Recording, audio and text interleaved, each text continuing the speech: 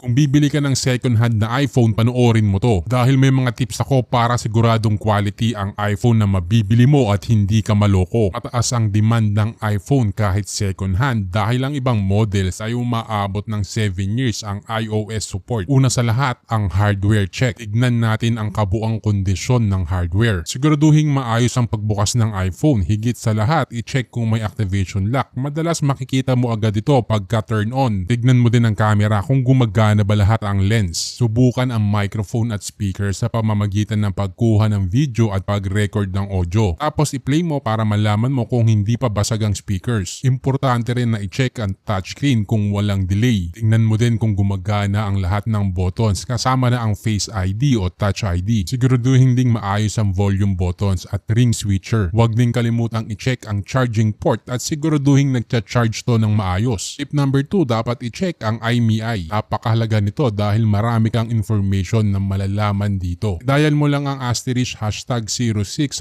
sa phone app. Makikita mo ang IMEI number sa screen. Kunan nito ng screenshot at i-zoom in para mas malinaw. Ngayon i-save, pumunta sa photos at gamitin ang live text feature para i-copy ang number. Buksan ang Safari at pumunta sa iUnlocker.com. Sa taas itap ang burger menu sa kanan at piliin ang check IMEI. Ngayon i-paste ang IMEI number at i-click ang check. Dito lalabas na ang mga useful information sa iPhone na bibilin mo. Kaya ng date kung kailan binili, kung saan binili, at kung meron pa bang Apple Care o wala na. Tip number 3, ang hardware replacement. Ito malalaman mo kung napalitan na ba ang mga parts sa iPhone. Make sure lang na ang iPhone na bibilin mo ay gumagana sa iOS 15.2 o mas bago. Ngayon pumunta sa settings tapos general at about. Makikita mo dito kung may mga parts na napalitan na at kung original ba o hindi. Dapat ang makikita mo dyan ay genuine part, hindi unknown part. Ngayon ang pag-check naman ng battery health. Madali lang ito. Pumunta sa settings tapos scroll down hanggang battery at i-check ang battery health. Kung akong tatanungin, mas maganda kung nasa 90% pataas ang maximum capacity. Dahil kung mas mababa sa 89%, hindi ko ire-recommend na bilhin mo to. Dapat 90 pataas para sulit. At sa huli, ang water damage check. Hindi lahat ginagawa to pero napaka-importante nito. Follow mo lang to, i-check ang SIM card at tingnan kung may pulang tuldok. Kaya nito. Kung may nakita kang pulang tuldok, ibig sabihin pinasok na ng tubig ang loob. Kaya mas maganda na wag mo nang kunin ang iPhone. Sa mga nagtatanong kung saan makakabili ng smartphone online, visit mo lang ang YouTube channel ko at makikita mo ang link sa description ng bawat video ko. Ito nga pala ang Mas Mobile at ako ang iyong mobile coach. Nagbibigay ako ng smartphone tips at recommendations. Kung kailangan mo ng tulong, mag-subscribe at i-comment ang problema mo para ma-guide kita.